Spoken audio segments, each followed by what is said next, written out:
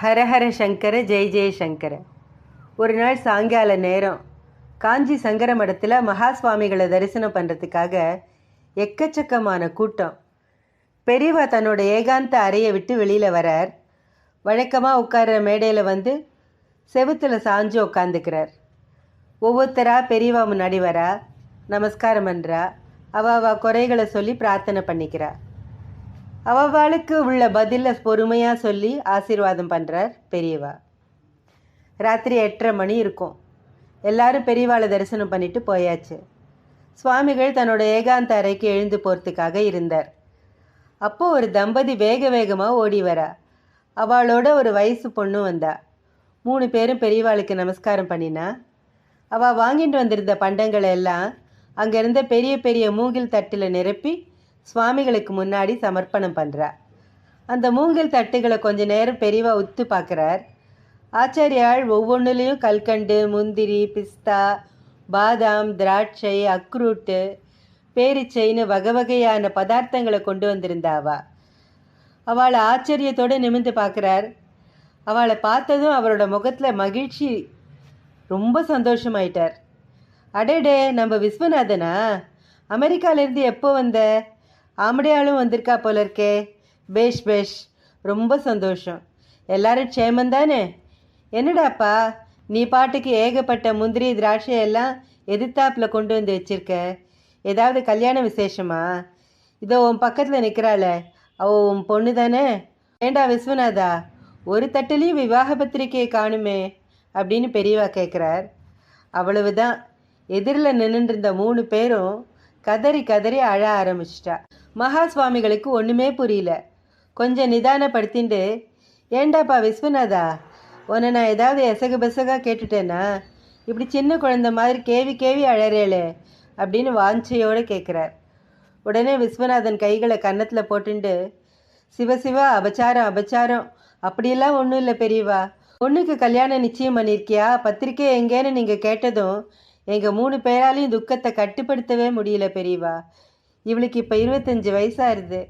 இவளோட 17ஆவது வயசுலேருந்து ஒவ்வொரு வருஷமும் அமெரிக்காலேருந்து இங்கே வந்து 2 மாதம் தங்கி முயற்சி பண்ணுறோம் பெரியவா. ஒரு வரனும் குதிரையில்ல, தட்டி தட்டி போயிடுறது. நன்னா படிச்சிருக்கா, அழகாக இருக்கா, பணம் இருக்குது, எல்லாருந்தும் அதிர்ஷ்டம் இல்லையே பெரியவா அப்படின்னு சொல்லிட்டு திரும்பியும் அழ ஆரம்பித்தா. இப்போது ராத்திரி மணி 9:30. நிலைமையை புரிஞ்சுட்டார் ஆச்சாரியாள். அங்கே இருந்த இறுக்கத்தை போக்கிறதுக்கு நினச்சார். சரி சரி, வருத்தப்படாதேங்கோ, 3 பேர் இப்படி உட்காருங்கோ அப்படின்னு எதிர ஒரு இடத்த காமிக்கிறார். 3 பேர் பவ்யமாக உட்காந்துக்கிறா. ஆச்சாரியாள் பேசுகிறார்.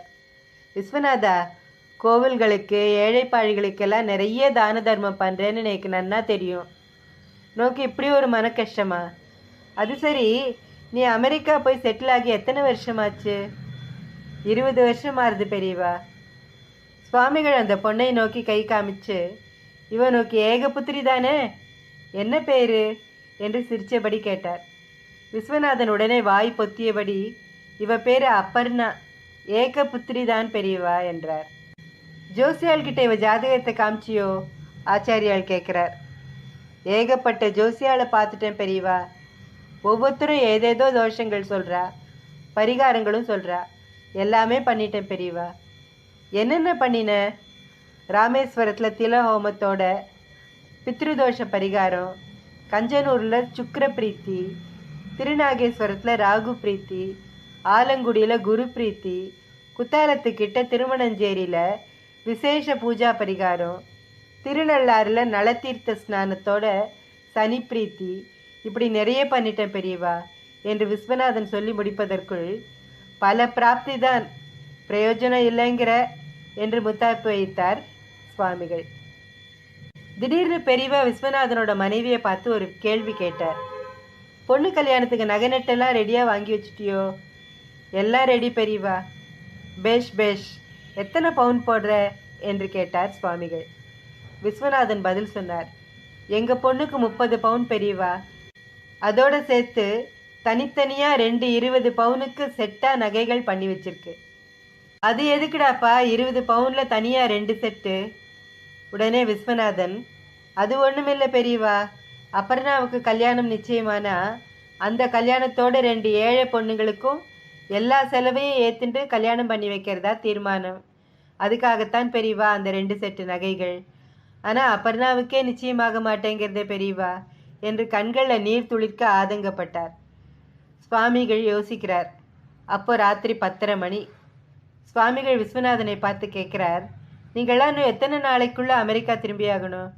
இன்னும் 20 நாள் இருக்கு பெரியவா. பேஷ் என்று குதூகலித்த சுவாமிகள், நீங்களாம் சாப்பிட்டாச்சோ என்று கேட்டார். இன்னும் ஆகலை என்றார் விஸ்வநாதன். உடனே பெரியவா உக்ரானத்தில் இருந்த சமையல்காரரை அழைத்து வர சொல்லி, என்ன இருக்கு என்று கேட்டார். அந்த சமையல்காரர் அரிசி உப்மாவும் பூஷணிக்காய் சாம்பாரும் இருப்பதாக சொன்னார். விஸ்வநாதன் குடும்பத்தை உள்ளே போய் சாப்பிட்டுட்டு வாங்கோன்னு பெரியவா சொல்கிறார். அவளும் சாப்பிட்டுட்டு வந்தா. சுவாமிகள் அங்கேயே காத்துருந்தார். இரவு மணி 11 ஆச்சு. சுவாமிகள் விஸ்வநாதனை வாஞ்சையோடு பார்க்குறார். விஸ்வநாதா, நோக்கு வசந்த மனசுடா. உன் பொண்ணு கல்யாணத்தோட இன்னும் 2 ஏழை பொண்ணுங்களுக்கும் தர்மமாக விவாகம் பண்ணி வைக்கணுங்கிறதுக்காக நகை நட்டெல்லாம் முன்கூட்டியே பண்ணி வச்சு காத்துருக்கியே. என்ன பரந்த மனசுடா நோக்கு. காமாட்சி காப்பாத்துவாடா என்று ஆதரவோடு வார்த்தைகளால் வருடி கொடுத்த ஆச்சாரியால், ஒரு காரியம் பண்ணு, நாளைக்கு கார்த்தாலேயே உன் குடும்பத்தோடு திருவானைக்காவல் போ. உன் பொண்ணு அபர்ணாவை என்ன பண்ண சொல்கிற? அங்கே அம்மா அகிலாண்டேஸ்வரிக்கு பளபளன்னு காதில் தாடங்கம் சாத்தியிருப்பா. அதை வெச்ச கண்ணு வாங்காமல் கொஞ்ச நாளி தரிசனம் பண்ணிட்டு சீக்கிரம் எனக்கு கல்யாணம் ஆகணும்னு பிரார்த்தனை பண்ண சொல்லு. இதை பண்ணிட்டு என்று முடிக்கிறதுக்குள்ள விஸ்வநாதன், பெரியவா, எங்களுக்கு குலதெய்வமே திருவானைக்கால் அகிலாண்டேஸ்வரி தான் என்று குதூகலத்துடன் சொன்னார். உடனே பெரியவா, பேஷ், ரொம்ப நல்லதா போச்சு. அப்போ நாளைக்கே நீ குடும்பத்தோடு போய் இதை பண்ணிட்டு நேராக திருப்பதிக்கு போ. அங்கே ஸ்ரீனிவாச பெருமாளுக்கு ஒரு திருக்கல்யாண உற்சவம் பண்ணி பிரார்த்தனை பண்ணிக்கோ. எல்லாம் க்ஷேமமாக நடக்கும். இதோ எதிர்த்தாப்பில் தட்டுக்களில் கல்யாண சீர்வரிசை மாதிரி ஜமாய்ச்சிருக்கியே, முந்திரி, திராட்சை, கல்கண்டு எல்லாத்தையும் அப்படியே எடுத்துட்டு போய் அகிலாண்டேஸ்வரிக்கு அர்ப்பணம் பண்ணு என்று கூறியபடி இடத்தை விட்டு எழுந்தார். பெரியவாளை நமஸ்காரம் பண்ணியது விஸ்வநாதன் குடும்பம். சுவாமிகளை பார்த்து விஸ்வநாதன் தயங்கியபடியே, பெரியவா, என் பொண்ணு அபர்ணாவோட 17வது வயசுலேருந்து இங்கே வரன் தேடி வர போதெல்லாம் வருஷா வருஷம் திருமலை ஸ்ரீ ஸ்ரீனிவாச பெருமாளுக்கு திருக்கல்யாணம் பண்ணி வச்சிருக்கேன். இது வரைக்கும் 8 தடவை திருக்கல்யாணம் பண்ணியிருக்கேன் பெரியவா என்று கூறியதுதான் தாமதம். சரி விஸ்வநாதா, அதனால் என்ன குறைஞ்சிட போகிறது? இந்த சந்நியாசி சொல்கிறதுக்காக 9வது தடவையாக நடத்தி வையேன் என்று சிரித்தவாறு கூறிவிட்டு வேகமாக உள்ளே போயிட்டார். அடுத்த 2 நாட்களில் ஆச்சாரியால் ஆணையிட்டபடி திருவானைக்காவல் அபிஷேக ஆராதனைகளையும் தாடங்க தரிசனத்தையும் முடித்துக்கொண்டு நேராக திருமலை வந்து சேர்ந்தது விஸ்வநாதன் குடும்பம். அன்று ஸ்ரீ ஸ்ரீனிவாச திருக்கல்யாண வைபவத்துக்கு நிறைய பக்தர்கள் பணம் செலுத்தியிருந்தார்கள். திருக்கல்யாண மண்டபத்தில் ஏக கூட்டம். நடுவில் ஓர் ஓரமாக அமர்ந்திருந்தது விஸ்வநாதனுடைய குடும்பம். கல்யாண மந்திரங்கள் முழங்க எம்பெருமான் ஸ்ரீ ஸ்ரீனிவாசனுக்கு திருக்கல்யாணத்தை விமரிசையாக நடத்தி வைத்து கொண்டிருந்தார்கள் பட்டர்கள். அப்போது விஸ்வநாதன் தன் மனதுக்குள், அப்பா ஸ்ரீனிவாசா, இது தர்ம நியாயமா? நீ மாத்திரம் தினம் கோலாகலமாக இப்படி கல்யாணம் பண்ணிக்கிறியே. என் பொண்ணு அபர்ணா அப்படி என்ன பாவம் பண்ணிட்டா? அவளுக்கே ஒரு வரன் பார்த்து கல்யாணம் பண்ணி வைக்க மாட்டேங்கிற, சொல்லு என்று கேவ, இதை பார்த்துவிட்டு அவரது மனைவியும் மகளும் விசும்பி விசும்பி அழ ஆரம்பித்தனர். விஸ்வநாதனுக்கு பக்கத்தில் ஒரு குடும்பம் அமர்ந்திருந்தது. குடும்ப தலைவருக்கு 50-55 வயது இருக்கும். விஸ்வநாதனோட முதுக பரம ஆதரவோடு தடவி கொடுத்த அவர், சார், என் பேர் வைத்தியநாதன், மெட்ராஸ். நானும் ரொம்ப நாளையாக பார்த்துட்டு வரேன். சந்தோஷத்தோடு ரசித்து தரிசனம் பண்ண வேண்டிய இந்த ஸ்ரீனிவாச கல்யாணத்தில் இப்படி நீங்கள் 3 பேரும் கேவி கேவி அழுதுன்றிருக்கேளே, இது பார்க்கவே நன்னா இல்லை என்று சன்னமான குரலில் நாசூக்கா சொன்னார். இப்படி ஒருவர் ஆதரவோடு முதுகை தடவி கொடுத்து பேசியதும் நெகிழ்ந்து விட்டார் விஸ்வநாதன். உடனே வைத்தியநாதனிடம் தன் கவலையெல்லாம் சுருக்கமாக கொட்டி தீர்த்து விட்டார். அபர்ணாவை திரும்பி பார்த்தார் வைத்தியநாதன். அவர் மனது சொல்லிட்டு, பொன் ரொம்ப லட்சணமாக இருக்காளே. வைத்தியநாதன் கேட்டார், உங்கள் கோத்திரம் என்ன? வாதூலம். நாங்கள் ஸ்ரீவத்சம். அது சரி, பொண்ணுக்கு வயசு 25 ஆறுது, ஏன் கேட்கிறேள்? விஸ்வநாதன் கவலையோடு கேட்டார். உடனே வைத்தியநாதன், திருக்கல்யாணம் முடியட்டும், அழைச்சிட்டு போய் விவரமா பேசுறேன் என்றார். ஸ்ரீனிவாச கல்யாணம் பூர்த்தி அடைந்து அனைவருக்கும் பிரசாதம் வழங்கப்பட்டது. தான் தங்கியிருந்த ஜாகைக்கு விஸ்வநாதன் குடும்பத்தை அழைத்து போனார் வைத்தியநாதன். அங்கே விஸ்வநாதனிடம், எனக்கு ஒரே பையன், வயசு 26 ஆறுது, பேர் ஸ்ரீனிவாசன், நாங்கள்லாம் தஞ்சாவூர் பக்கம், மெலட்டூர், இப்போ மெட்ராஸ். நான் டிஃபென்ஸ் அக்கௌண்ட்ஸில் வேலை பார்க்குறேன். பையன் அமெரிக்காவில் போர்ட் மோட்டார் கம்பெனியில் நல்ல சம்பளத்தில் இருக்கான். அவன் நாளைக்கு லீவில் மெட்ராஸ் வரான். அவனுக்கு 3 வருஷமாக கல்யாணத்துக்கு பொன் பார்த்துட்டுருக்கேன். ஒன்றுமே அமையலை. நாங்கள்லாம் காஞ்சி காமக்கோடி மடத்து பக்தாள். 3 மாதத்துக்கு முன்னாடி ஒரு நாள் பெரியவாளை தரிசனம் பண்ணி பையனுக்கு கல்யாணம் தட்டின்ண்டே போகிற மனக்குறையை நானும் என் மனைவியும் சொல்லி பிரார்த்தனை பண்ணினோம். அவர்தான் திருமலையில் ஸ்ரீனிவாசனை பிரார்த்தனை பண்ணிட்டு ஒரு கல்யாண உற்சவம் பண்ணி வை, உடனே ஆயிடும்னார். அதை நடத்தி வைக்க இன்னைக்கு தான் பிராப்தம் வந்தது. அந்த பெரியவா அனுகிரகம் இருந்தால் உங்காத்து பொண்ணே கூட எங்கள் மாட்டு பொண்ணா வந்துடலாம் என்று சொல்லி முடித்தார் வைத்தியநாதன். அந்த ஜாகையிலேயே பரஸ்பரம் இருவரும் ஜாதக பரிவர்த்தனை செய்து கொண்டு திருமலையிலேயே ஒரு பெரிய ஜோசியர்கிட்ட கொண்டு போய் ஜாதகங்களை காமிச்சா. என்ன ஆச்சரியம்! பரிசீலித்த ஜோசியர் 10 பொருத்தமும் தீர்க்கமாக அமைந்துள்ளதா கூறினார். இரு குடும்பத்தாருக்கும் பரம சந்தோஷம். அன்றிரவே இருவரும் சென்னை திரும்பினார்கள். அடுத்த நாள் அமெரிக்காவிலேருந்து ஸ்ரீனிவாசன் வந்துட்டான். அவனுக்கு அபர்ணாவை ரொம்ப பிடிச்சி போச்சு. அபர்ணாவுக்கும் அவனை ரொம்ப பிடிச்சிருந்தது. 15 நாளைக்குள்ள ஒரு நல்ல முகூர்த்தம் பார்த்து சென்னை ராஜேஸ்வரி கல்யாண மண்டபத்தை ஏற்பாடு செய்து விட்டார் விஸ்வநாதன். இவற்றையெல்லாம் ஏற்பாடு பண்ணி முடித்துவிட்டு 2 வீட்டாரும் ஒரு நாள் மாலை காஞ்சி மகானை தரிசிக்க புறப்பட்டார்கள். அன்றும் தரிசனத்துக்கு ஏக கூட்டம். இரவு 9 மணி சுமாருக்குத்தான் விஸ்வநாதன் குடும்பமும் வைத்தியநாதன் குடும்பமும் மகா சுவாமிகளை நெருங்க முடிந்தது. பெரியவா தன் புருவங்களுக்கு மேலே 2 கைகளையும் வைத்துக்கொண்டு அவர்களை கூர்ந்து நோக்கினார். சுவாமிகளை நமஸ்காரம் பண்ணிவிட்டு எழுந்தார்கள் 2 குடும்பமும்.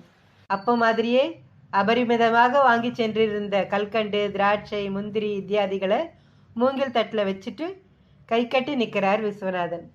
பெரியவா முகத்தில் அமானுஷ்யமான ஒரு சந்தோஷம். விஸ்வநாதனையே சற்று நேரம் பார்த்து கொண்டிருந்தவர் திடீர்னு சற்று உரத்த குரல்ல, ஏண்டாப்பா விஸ்வநாதா, இந்த சன்னியாசிக்காக 9வது தடவையா ஸ்ரீனிவாசனுக்கு திருக்கல்யாணத்தை நடத்தி வச்ச உடனேயே உன் பொண்ணுக்கு கல்யாணம் குதிர்ந்துடுத்து பாத்தியா அப்படின்னு சொல்லிட்டு சிரிக்கிறார். அப்படியே விக்கித்து நின்றது இரு குடும்பமும். ஒருவருக்கும் பேசுறதுக்கு வார்த்தையே வரல. சுவாமிகளே தொடர்றார். விஸ்வநாதா, அன்னைக்கு நீ ரொம்பவும் தாபப்பட்டு அப்படி அழுதுட்ட. உன் பொண்ணுக்கு திருமணத்தை தடுக்கக்கூடிய ஒரு தோஷம் இருக்குன்னு எனக்கு மனசில் பட்டுது. அந்த தோஷ நிவர்த்திக்காகத்தான் அகிலாண்டேஸ்வரியோட தாடக தரிசனத்தையும் 9வது தடவையா ஸ்ரீனிவாச கல்யாணத்தையும் பண்ண சொன்னேன். இப்போ புரியுறதா நோக்கு சொல்லிட்டு வாய் விட்டு சிரிக்கிறார் சுவாமிகள். அங்கு அமைதி நிலவியது. சுவாமிகளே தொடர்ந்து, உன் சம்பந்தியாக வரப்போகிறது யாரு, அவருக்கு எந்த ஊர் என்று கேட்டார். விஸ்வநாதனுக்கு பின்னால் நின்று கொண்டிருந்த வைத்தியநாதன் முன்னால் வந்து ஆச்சாரியாலை நமஸ்காரம் பண்ணிட்டு, நான் தான் பெரியவா, அவருக்கு சம்பந்தியாக வரப்போகிறவன், எல்லாம் உங்கள் அனுகிரகம் என்று குழைந்தார். உடனே பெரியவா மூக்கு மேலே விரல வச்சு, யாரு, மெலட்டூர் வைத்தியநாதனா?